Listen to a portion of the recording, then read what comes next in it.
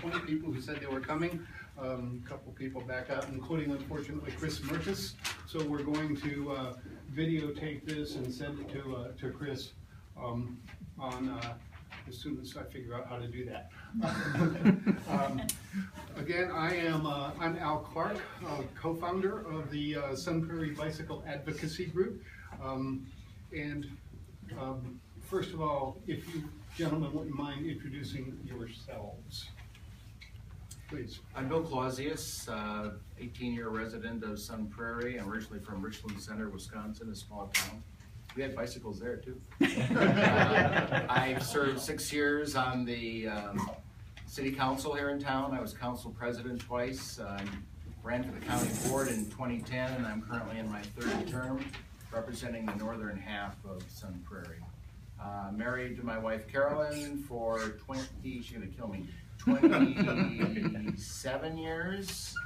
Our daughter is in grad school out in Boston right now, went to school here at Sun Prairie Public Schools. My wife's been working for the district for 34 years as a psychologist. So we have Sun Prairie connections. And I'm happily running for mayor. Okay, my name is Paul Esser. We've lived in Sun Prairie since 1970. My wife Carol will be here shortly, so she was at another meeting, but she's going to come. She was also a member of the school district. She taught in the Family and Consumer Ed Department for many years. I worked for the Wisconsin Cheeseman for many years here in Sun Prairie. I'm an accountant. I have a degree in accounting. I'm a CPA. I was mayor for 2 terms, mayor of Sun Prairie for 2 terms in the late 1980s. And Carol and I have 4 kids. Unfortunately, none of them are here in Sun Prairie. Brooklyn, New York, Chicago, Illinois, Appleton, Wisconsin, and Easton, Maryland. So that's my story. My name is John Freund. I'm the mayor of the city of Sun Prairie. Previous to that, I was on the city council for 8 years and have held many different positions, including council president, vice president, and finance chair on the city council. So I've been around the issues, the recent issues, for quite a long time. I'm married to my wife, Tara, and have a 3-year-old son, Max, who they were both out with me at the event I just came from at the fire department. So it's been a busy evening this evening, but glad to be here with you tonight, and happy to answer whatever questions we can related to bikes or whatever else you throw at us. So. Thank you.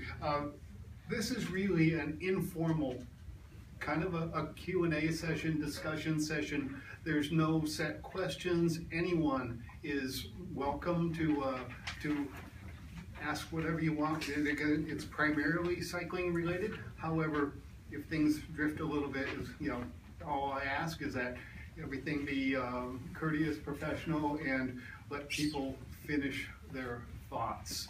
So, is there anyone? First of all, was it Ryan? Noah. Sorry, Noah. Yeah. Noah he asked a couple of questions about the candidates. Did the introduction answer your questions? Yeah. Okay. So who'd like to start? Anyone? Any first? Well, I will. Name is Doug Rodenkirk. I'm actually the coach of the current mountain bike team here in the city, and also the high school coach or future high school coach of the mountain bike team. I do have one question, Paul. You bring up a really good point that I would love to hear more from you on this topic, but you probably have to go back to your children. They live in other communities.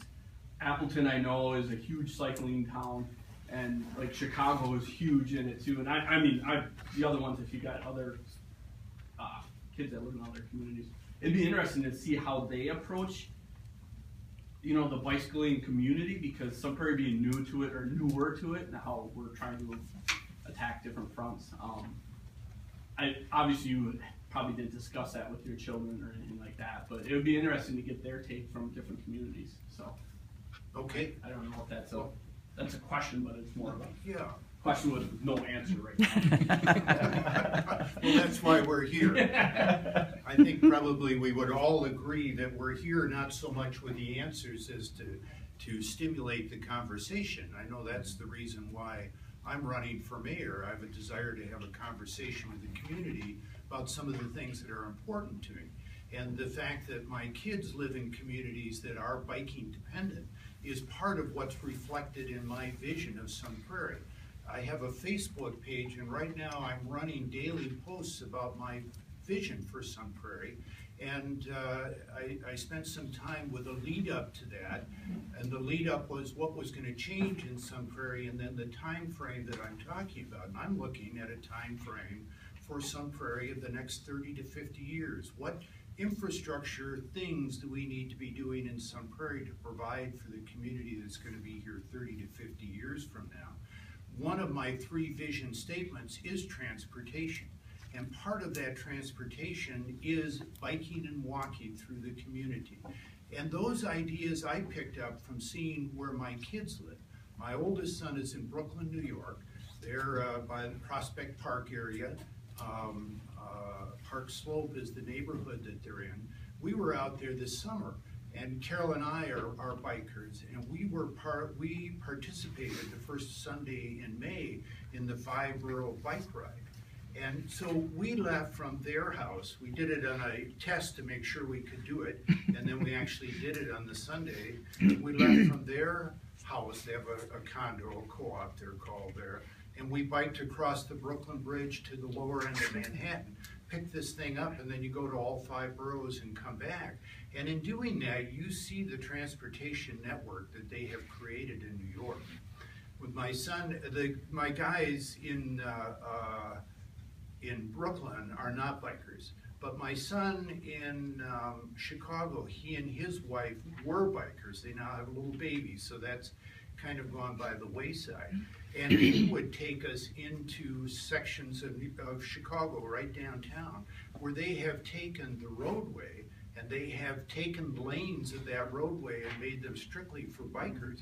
And they even have some 2-direction where there are dedicated lanes going in both directions. So I can see that it's possible. Appleton does it. We haven't been to see our son in Maryland yet. He's just out there. So my ideas about transportation needs in Sun Prairie in the 30 to 50 years in the future are predicated on that, in part. In part, the fuels that we're using now to operate our cars are going to become much more pricey in the years ahead because it's a non-renewable source. We are depleting it. It's hard today. We're sitting here with $2 a gallon gas to say gas prices are going to go up, but we're going to pay for this $2 gas. In all the chaos that's going on in Venezuela and Russia and some of these other places, we're going to pay for that gas. But it's going to go up in the years ahead. And we're seeing studies are showing that the millennial generation doesn't necessarily want to drive their cars. They want to get around by biking or walking or public transportation. That's part of my transportation vision, and that clearly could happen here. Eden Prairie, Minnesota has laid out a bike route system within that city. They've got it laid out, and there's a study, and in that study they show how you could develop the roadways. You could take the intersections by just doing some rearranging in the intersection. You cause them to no longer be suicidal for bikers and walkers, but you slow the traffic down by making the turns wider and bringing the curbs out into the roadway to slow down the traffic. All of those are things that we could do here in Sun Prairie in the future, not necessarily the distant future. We need to build it in as we're doing it. And part of my concept is, as we're bringing new subdivisions into the city of Sun Prairie, we shouldn't necessarily build them where the roads are just intended for cars. But we need to build those roads so that they're suitable for people on bikes and good walking transportation. And then you create a transportation network around the city that gets people to wherever they want to go. Either one of you, other gentlemen, like to comment? I agree with Paul on many of his points, but I'd like to see something done before 30 to 50 years from now. I would agree that in looking at any kind of developments, commercial or housing, that we make sure that bicycle trails, any kind of recreational, even running trails, are all part of the master plan for our community. The strength of our community is in the kind of amenities that we offer, and certainly having strong biking trails is important. I want to show you something I brought along. It's on the public website. There's a map of the bike trails in the city. Perhaps you've seen it, and I suspect you probably studied it. I actually came up with this idea back when I was on the council. Bob Holling was our Parks and Recreation Director. A lot of the requirements for the developments was bike trails, but there was no map. Nobody knew where they were. So I said, Bob, make a map. He did. It didn't look like this. This was before the GPS mapping and all the stuff that the city purchased some years ago. This is a pretty big, pretty advanced map. It also shows some interesting things I didn't realize, that there are trails planned over here on the east side, but they're not constructed yet. So I think I talked to Alan about potential interconnectivity. I think that's definitely something that needs to be done. And I'm hoping to hear from your organization about where those things are so we can address them and start looking at that. As the city grows, certainly there needs to be that kind of transportation system too. So anyway, I'll take 50% credit for them.